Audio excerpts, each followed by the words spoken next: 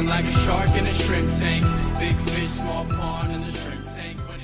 Welcome back to another episode of the Shrimp Tank. We are coming to you virtually from Seattle, the great PNW, the Pacific Northwest, and again, we're going down Interstate 5 to the Bay Area to pick up my co-host, who I'll introduce in just a minute.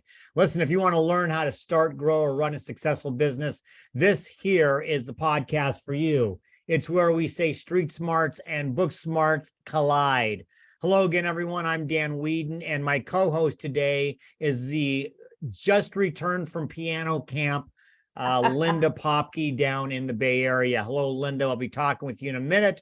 Our guest today is Aaron Murphy. Aaron founded ADM Architecture in 2009. He is also a past guest from what seems a lifetime ago when we were in a studio. We'll chat a little bit more about that on the show. Aaron has over 27 years of experience with both commercial and residential design in Western Washington, including permitting and construction documents. He has designed well over 2 million square feet of projects in his career. That's a lot of square feet. Aaron is also a certified aging in place specialist. This provides him the expertise and continuing education for providing the best solutions for accessibility and safety in homes of older family members to help them design their forever home, which we're going to find out a lot more about that word, those words, forever home. It's a new brand. Welcome, Aaron. We'll be with you in just a couple of minutes. You can find us, everybody, wherever you get your podcasts: iHeartRadio, Apple Podcasts, Google Podcasts, Spotify, SoundCloud, Stitcher. I learned about Outcast or Outlast or Overcast. It was Overcast. And YouTube. What are we, Linda? We're ubiquitous. Craig Swanson's going to kill me about that. We come to you in about a dozen cities, including the mothership in Atlanta and about a dozen other cities. But it's time to bring on Linda. Aaron will be with you on just a minute, but we got to talk. We got to talk politics, Linda.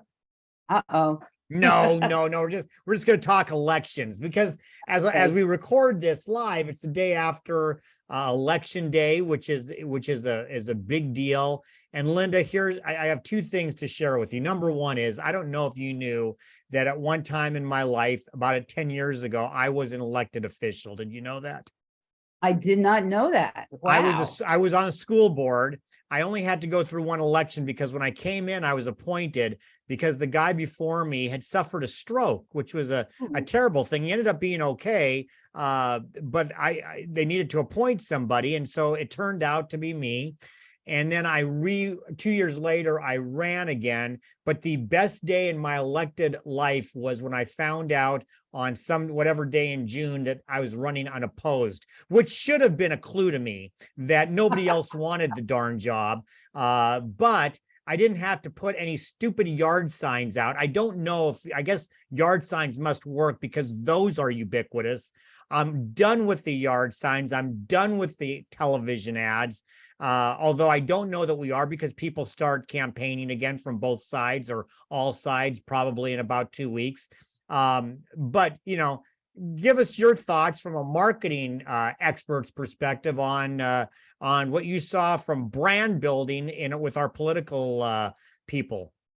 Well, I have to tell you, I didn't see as many yard signs this year, but my God, the TV in California, it was endless. And there was one we have propositions, and there was one proposition, and it's no sooner would that ad be done than there'd be the second one saying, don't support that proposition, support mine. And they went on and on and on and on and on. And I think there were people who said, I don't want to support any of this stuff because I'm tired of these ads. So there is such a thing as over marketing and oversaturation. And I think you have if we look across the country at some of the people who were successful yesterday, they focused on a single issue and they said, here's where I stand. And they didn't just blanket the entire universe with a lot of advertising. So there is something to be said about that's smart marketing. Maybe the simpler, the better. So listen, our guest, Aaron Murphy, who I think was on the show, my goodness, it must have been like 2017. That's not only pre-COVID, that's like pre a lot of things. his business has changed, and it's still there's a lot of simplicity to it, but there's a lot going on. We're going to find out. Aaron, I know that your firm has been voted the best architecture firm in the area, in the county, and around. I don't think I saw one yard sign from you. Tell us, how come you're so popular? Thanks, Dan. Thanks to both of you, Linda. Pleasure to meet you. Yeah, ADM Architecture is in Paulsbo, in a county outside of Seattle. And we've just been doing this banging of the drum and preaching our vision and mission for how we can help the most people. And over time, the reticular activator kicks in and we get phone calls. So I was able to avoid the yard sign altogether. And there was no campaigning aside from just being out there doing what we love, which is helping people with housing solutions. And, we also do commercial work, but in the context of what you're saying, there it is. And our national niche is aging in place. So I was going to ask you, what makes you different than other architects? And I think it's the aging in place. So talk to us a little bit about that. What does that mean? Yeah, so the term really means that you're in control of staying autonomous and choosing your housing solution for as long as it's safe to do so. And that independence and autonomy, ask AARP polls, they do the polling, 89% of us would make that preference as our first choice. Eventually, maybe it's not safe, but we can keep you home a lot longer if we're willing to plan ahead and design accordingly. So we've been doing that for a very long time. I actually started thinking about this when I was 22. I was coming out of University of Washington. While I was in college, my grandmother went from 5'9", retired, traveling the world, playing bridge, playing cards at a master's level. 4 years later, she was 5'2" in a hospital bed in the living room and didn't know Carl's name, her husband, my grandfather. So osteoporosis and Alzheimer's for her are what took the toll with aging. What I noticed, I was 22. I didn't necessarily want to know about grandma's hygiene at this point, but I did notice that a split level home, those houses built in the 70s with stairs everywhere, did nothing for her. There was no way to bathe on the floor she was trapped on. Laundry's downstairs, showers upstairs at 7 or 8 steps to get anywhere in a split level home. So that's kind of what inspired me to start paying attention to what does housing do for us when you're 50 plus. So, and I'm going to tell you, Aaron, one of the things, and we met originally in Rotary and I got to know you there, but you've given at least 2 or 3 presentations about this concept and the words you just said, 50 plus. Now I'm 50, Linda, I know we are both 50 plus. I think you're knocking on the door, Aaron, but Linda and I know are both 50 plus. In fact, I'm cruising closer to 60. And that might, if people stop for a second, that might shock them a little bit. But the reality is that there needs to be some planning in place. And one of the things about your presentation that I found so interesting is that you talked about that the normal home is built for an able-bodied, young to middle-aged, maybe young to middle age at maximum, human being, height of 5'11", or whatever. Yeah. That's what the normal house is, even the custom homes. But all of a sudden, you start putting into place things like even as simple as arthritis or mobility issues. Can you share a little bit about what the 50-year-old, like I am now, what we should actually be thinking about in our own homes, if that's our home that we plan, that's our forever home? Yeah, and so we can start with when at some point you have a recent memory where you've been temporarily disabled. Mm-hmm. Did you blow out your knee? Did you, have a shoulder surgery? Have you been through physical therapy over wrist pain? Take that mentality and take it around your house. One of the things I say toward the end of our presentation is take the sock and ball test. Okay, put your hand around a tennis ball or a baseball, and then put a sock over your hand and pull it up to your elbow and go use your house. to Dan's point, let's just pick on arthritis, right? Our grip strength starts to weaken, right? Joints aren't functioning the way they used to. Go use your house. You will find all the places that a spec builder that only builds first and second time homes for people under 40, just to pick a generation based on you buy a house every 7 years, there's lots of things they do not consider. And it matters to you 50 plus. And I say 50 plus, I've had 2 shoulder surgeries, and that's just from being an adrenaline junkie and making a mistake at Stevens Pass on a snow ski hill. Blew out the rotator cuff that was probably barely hanging on from my high school pitching career. And so you start to look at your home differently when you've had some change in ability, even if it was temporary. It can get you thinking ahead. So Aaron, I think this is really, really important. And I've noticed this, but here's the problem. I'm in a 2-story home. It's a wonderful home. I want to stay here. I don't know where we go otherwise. I can't change the fact that there are steps. So what do I do when there's things that I know are not right for aging, but I don't necessarily want to sell this and go somewhere else? So are there things I can do to an existing home that make it better? Or am I just sort of going to pray and be out of luck? No, I would not offer you a game plan that is to pray and hope. Every house has some solutions, okay? And I would argue that, again, aging in place in the words universal design just means designed equitably and fair for everybody.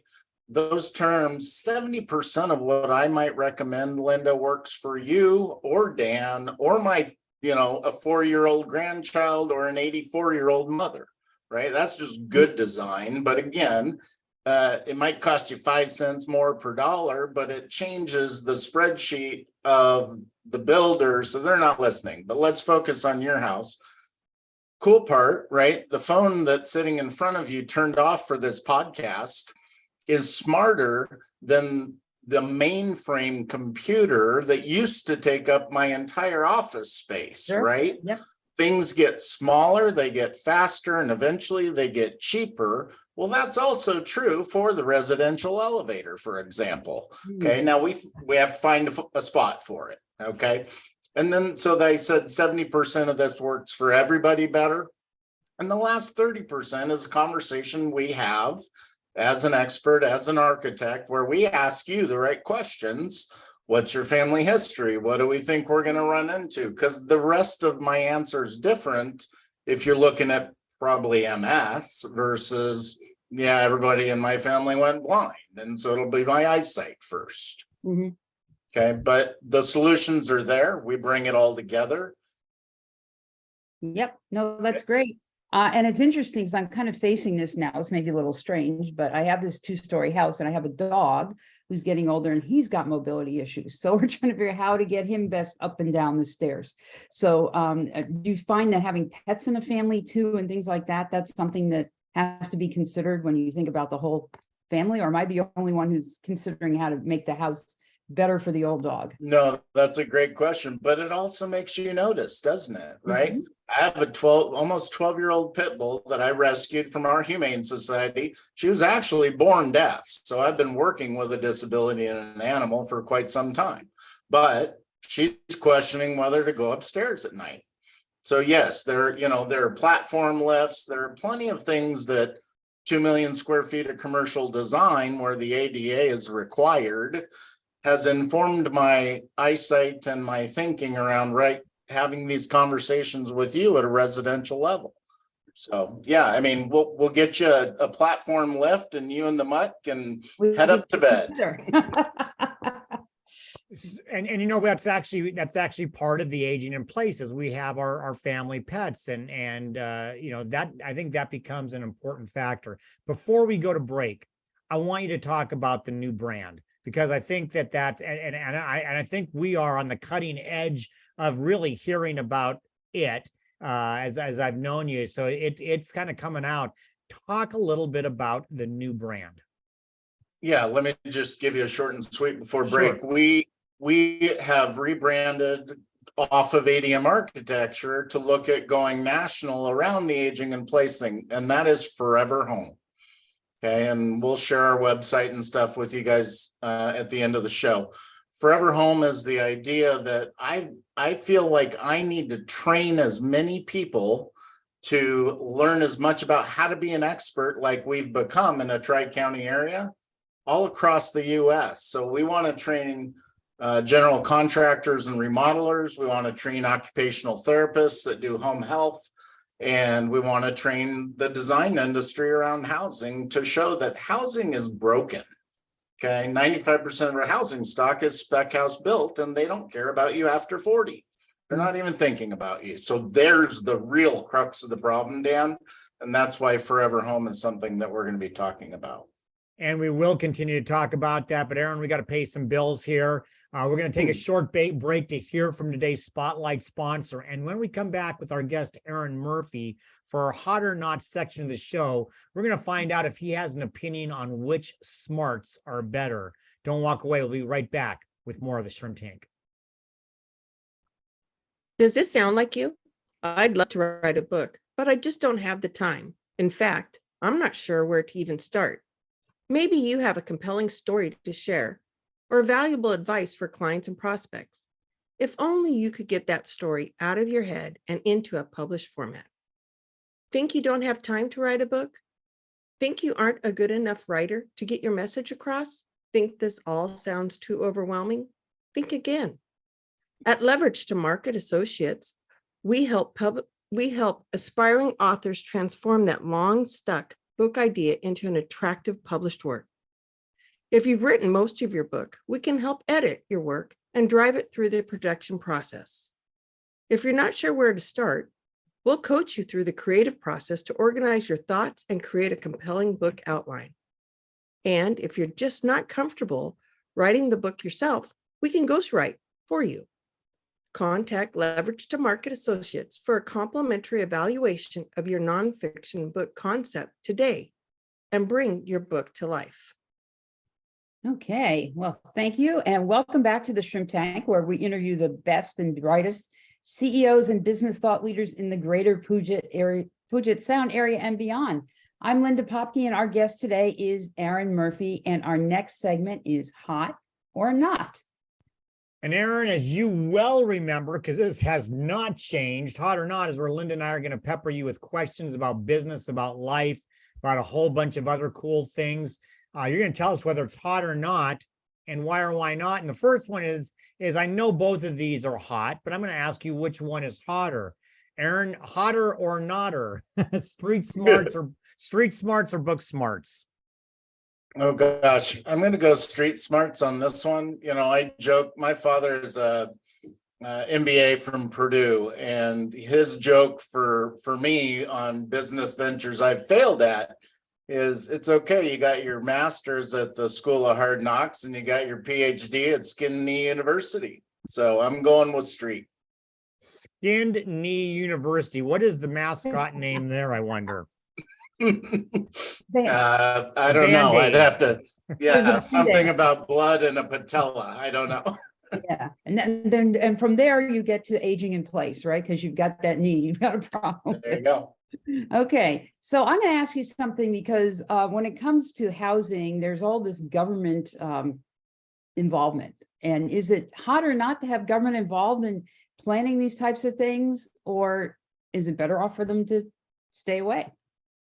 Oh gosh, not to get political, I suppose it might show my leanings, but I'm gonna say that not hot, as in I think that the private market really answers questions where it's true supply and demand, and it's true, you know, if it'll sell if it's needed. And so I'd go with less government in that scenario. All right, I think I'm going to throw you a softball. That's just because I like you. Hot or not, community activism. Oh, you know the answer to this. Dan, you and I met at Rotary. So community activism is definitely hot. And I think it's important as a business owner that you even share that as a part of your why, is to have a cause and have that be clear beyond the doors of your office. What do you care about and what do you support? Cool. Well, so since you do so much in real estate, tell us, hot or not, real estate investing, is that something that we should be looking at? The market's changed a little bit. We got interest rates going up.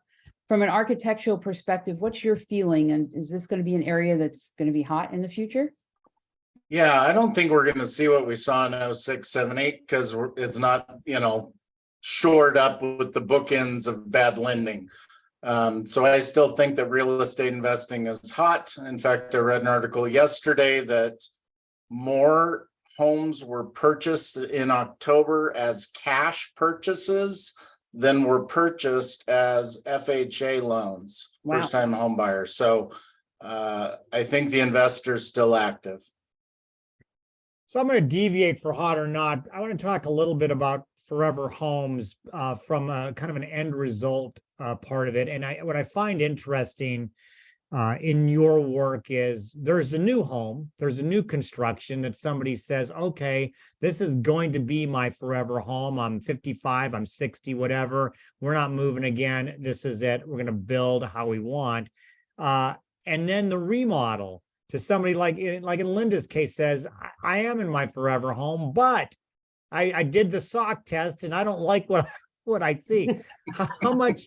How much of your work and as you look forward to the new branding and helping others around the country do what you do, how much of the work is new construction versus remodeling?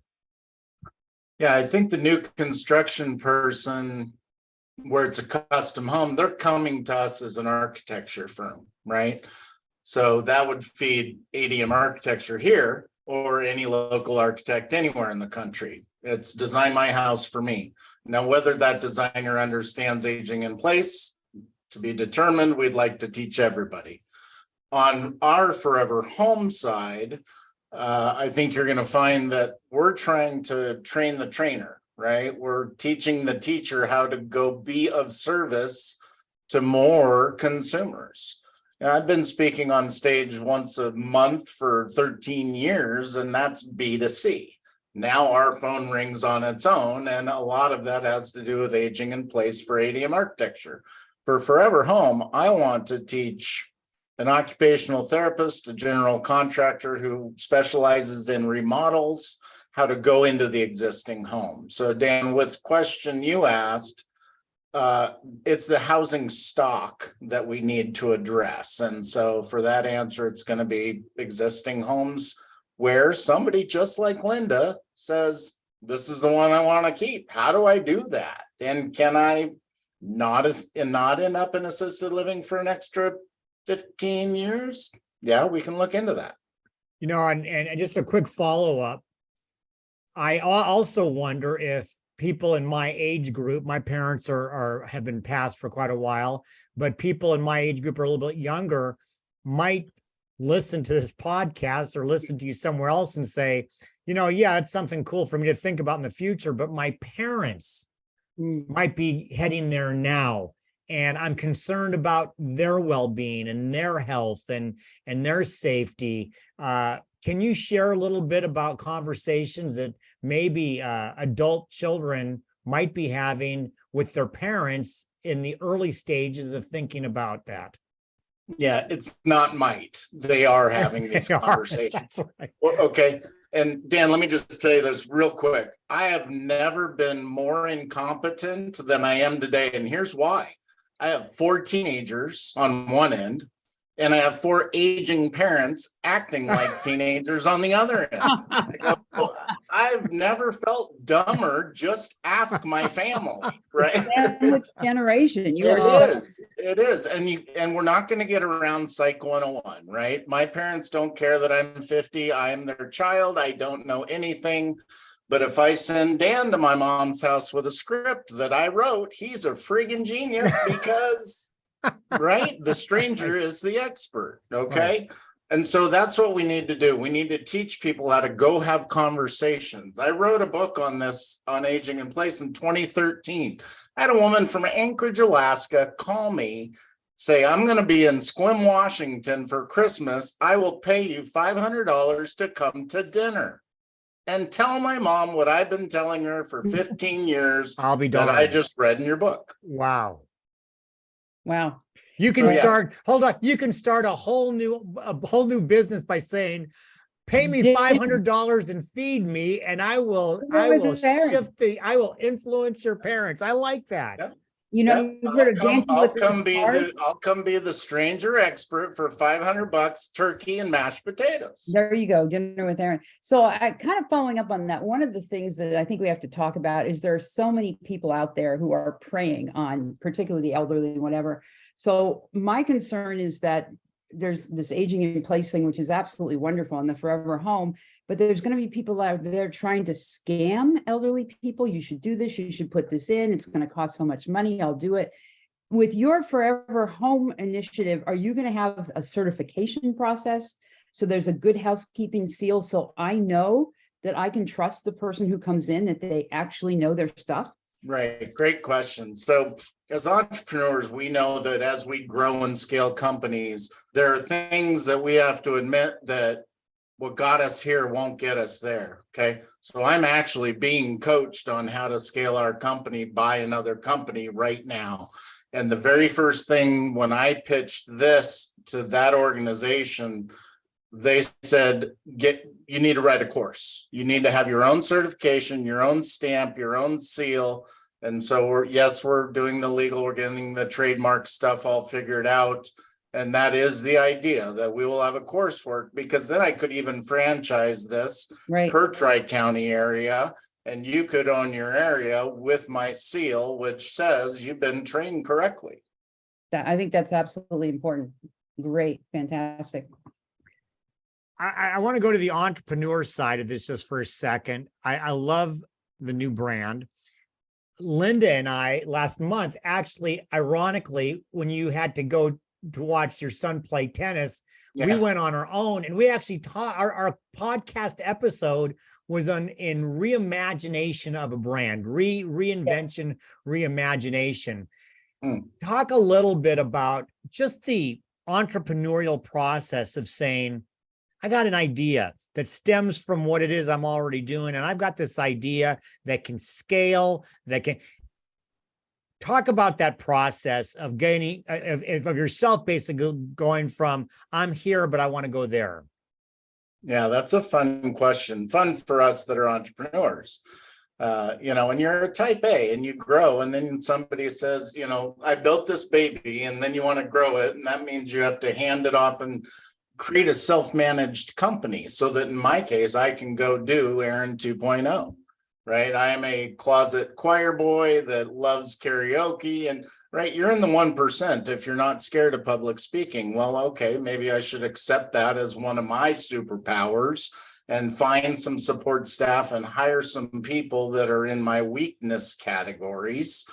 And so, yeah, this was all an exercise. Again, I started this as empowering the mature mind at one time. I did it with a partner's Booming Your Bottom Line 8 years ago, and left it to the partner, and that didn't pan out. So failure often creates the truth and opportunity, right? And I think Dan and I could probably both admit that I've learned more from my hugest failures. The feeling of falling on my face from 30,000 feet, speaking of Skin Knee University, I come away with more lessons. I mean, you could write a book just from one of those. And we've had many, those of us that are out thinking like this. But I took the time away from my business, right? We all can get very lost in the weeds and the minutia and the day-to-day, and years go by and you never pursued your other dream or a dream. My answer to your question, Dan, I'm going to give it to you the way I give this to my wife, which is to say, honey, my midlife crisis, I did not buy a Ferrari. I don't have a 20-year-old girlfriend, but what I lose sleep over is what else could I be? And that's what this is. Forever Home is Aaron 2.0.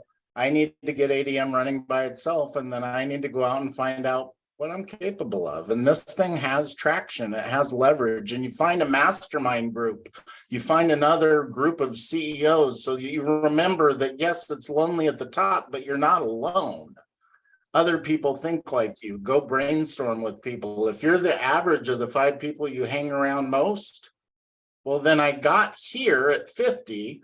I'd love to find out what else there is. I better move up my mentor group. Aaron, I'm going to tell you right now that behind the curtain, we're going to bring on Barb as our producer to talk in just a second about our next commercial. But she's in the back listening to you talking, and she goes, "Oh, great! This sounds exactly like Dan's. I think on Dan 5.0 or something like that." I mean, we're all kind of built. We all have that craziness in us that we're always we're not standing still very well. So speaking of not standing still, we can't stand still here. We're going to take a short break to hear from our sponsors. And when we come back with Aaron Murphy for our famous Plead the Fifth section of the show, which probably has Aaron quaking in his boots a little bit because I know him so well, we're going to find out what kind of advice he would have given himself a few years ago. He's going to think about that as we send it off to break. Don't walk away. We'll be right back with more of the Shrimp Tank. Plead the Fifth is brought to you by our corporate sponsors, Ideal Life 360, Cornerstone Financial, First Underwriters Insurance, the Kitsap Sun newspaper, BC Fitness Studio, and the Upstart Group. Please visit our website at www.shrimptankpodcast.com/Seattle to learn more about these terrific companies. Now back to our show. Okay, welcome back to the Shrimp Tank, where we interview the best and brightest CEOs and business thought leaders in the greater Puget Sound area and beyond. I'm the co-host, Linda Popke. Our guest today is Aaron Murphy, and now we have that terrifying segment, Plead the Fifth. Plead the Fifth. And we all know it. Nobody knows more about Plead the Fifth in our country, I think, over the last year than, I won't go there. I'll steer clear of pleading that fifth. But Aaron, you can plead the fifth once if you want. I'm going to give a twist on an old favorite. So it's a two-parter, Aaron. It's a two-parter. Number one, if you jumped into the DeLorean and you did Back to the Future 1 and you went back to talk to your 18-year-old self, what advice would 50-year-old Aaron give that 18-year-old Aaron? Number two, though, you're going to go back to the future. Number two, go into the future. What advice are you giving 75-year-old Aaron based on what you know today, especially around the topic we've been talking about? All right, I will save my plead the fifth. I would go back to my 18-year-old self and explain that what we just said earlier, that your biggest failures are your best lessons in life, and it's okay to fail. And as long as you're failing forward, you're doing good things. If I were to go forward, yeah, you know where this is going. If I was going to go talk to 75-year-old Aaron, and by the way, no, I am not 50 yet. I turned 49 in a week or two. Okay. Yeah, my wife will Sorry, I rush won't me there. I won't get you there yet. Yeah, don't do that to me, Dan. So if I went to 75-year-old Aaron, I would say, have you had this discussion about aging in place? Did you plan ahead, knowing that having your house work right could save you $500,000 in retirement? I've given that speech to financial planner groups. So yeah, planning ahead, you guys know, I mean, backpedaling emotionally and financially is not the right time to make decisions. So following on about that, we've been told sometimes we're our own worst critics. So share with us something that present day Aaron is struggling with. Present day Aaron feels like everything should be done tomorrow and I should just stay up all night to finish it and get it done. And but really some of my best decisions, my biggest decisions, in fact, my wife and I talk about this as we walk the dogs around our neighborhood, usually are huge decisions. It's about the 6th time we talk about it that we come up with a solid solution we can both live with. And so not rushing decisions is a challenge when I wish everything that I'm dreaming about was done tomorrow. So I happen to know your lovely and talented wife. And if she was sitting here, Aaron, behind the curtain in another breakout room or something, we brought her on, what would she say you could most work on to be better in your business and better in the house? Oh, gosh. I should plead the fifth on this one, but I'll take it. I'll take it. Renee would walk in here and say exactly this. I never question your message, but man, your delivery sucks sometimes. It's about how I say it, not what I'm trying to say. And I think that's true as I learn to lead a group of people, as I try to grow ADM Architecture from a family into a small corporation. Leadership takes practice. And I think I probably do a lot of failing in front of my wife, and I definitely get corrected by the vice principal. There's no question there. Oh, So what about at home though, in the house? I mean, are you leaving your socks out? Are you forgetting to take the garbage? Where can you be better? How I deliver my message. That's my point. Okay. So it's on both of them. Okay. Oh yeah, no, it works in okay. both, right? I gotcha. I learn my lessons at home, Dan, and I I bring them gotcha. back to the office and I try to improve on them. There we go. I gotcha. Cool. Message received. Okay, so following on, who would you say has been most influential to you in your career journey? Is there somebody that stuck out, and maybe one or two people? Yeah, the one I'm always going to start with is my grandfather. So I was on a traveling baseball team. So when I had my license, I would drive an hour out to his Christmas tree farm so I could start at 6:30, but get off at 12:30 and go play ball. My grandfather was a teenager in the Great Depression. So I must have brought 4 baseball friends out to the Christmas tree farm, and they were fired within a couple of days for not keeping up with a 70-year-old standing on a 5-gallon bucket, swinging a machete to shape Christmas trees and tearing napkins at half at lunch to save money. So that's where I learned my work ethic. That's where I learned about finances and saving. And I got to have 4 hours a day with him for a couple of summers that really shaped who I am.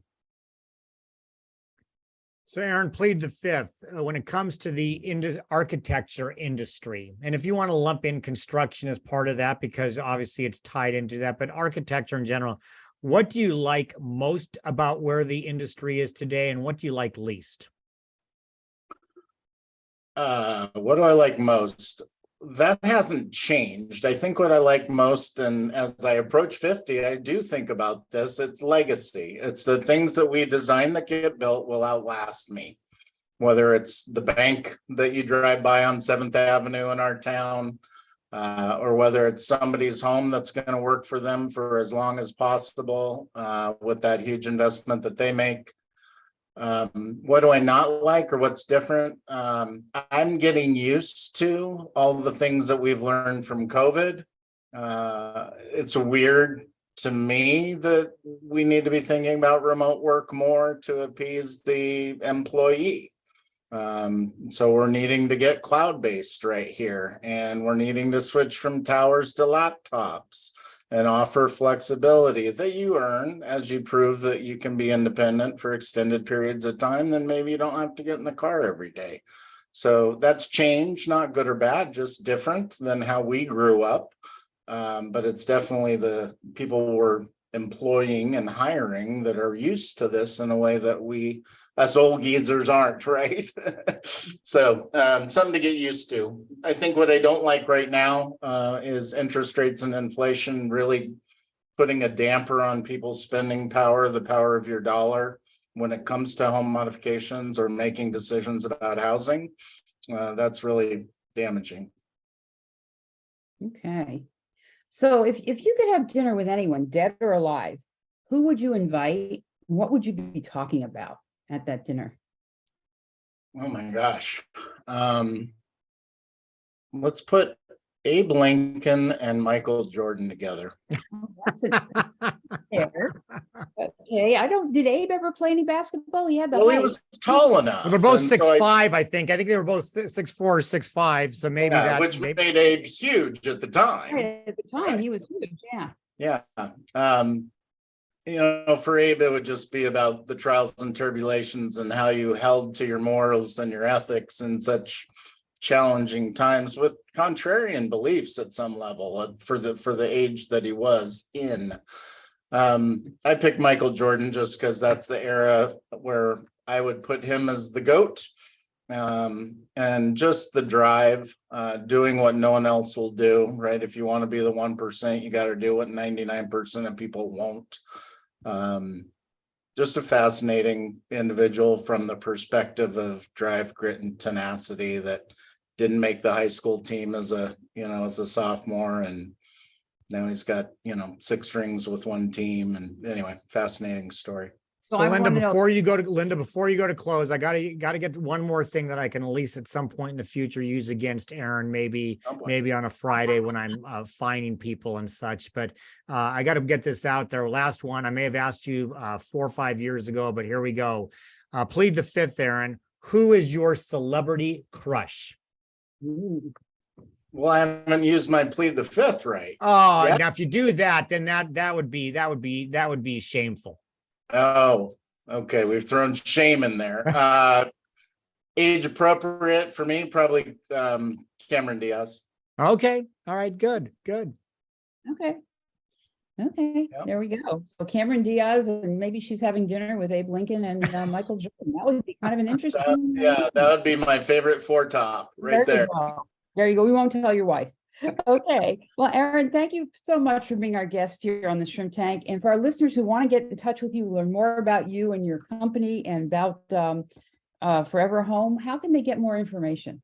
Yeah, we're still building out a lot of the Forever Home stuff. The website location will be foreverhome-us for United States.com.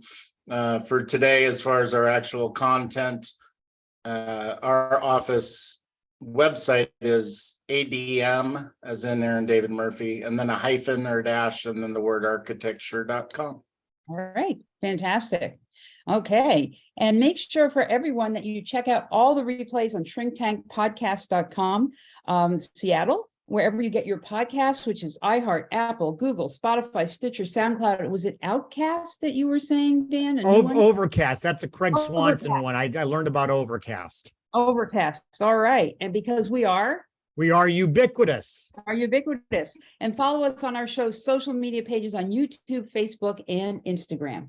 Aaron, it was great to have you on. I get to see you in person once a week, which will be coming up here on Friday. So great to see you. Thanks for being on. Linda, as always, thank you, and look forward to seeing you in person, hopefully sometime in the near future. Everybody else, please make sure you do what Linda said. Like us on our Facebook page. That way you can live stream us when we are up and rolling, like we are next Wednesday at noon. Wednesday, November 16th. Our guest will be Rick Pay, a good friend of the show out of Portland, Oregon. My co-host for that episode, for that show, will be Phil Simchich. In the meantime, be safe, be well, and be prosperous, because until next week, the shrimp is back in the tank. So long. I've been feeling like a shark in a shrimp tank. Big fish, small pond in the shrimp tank.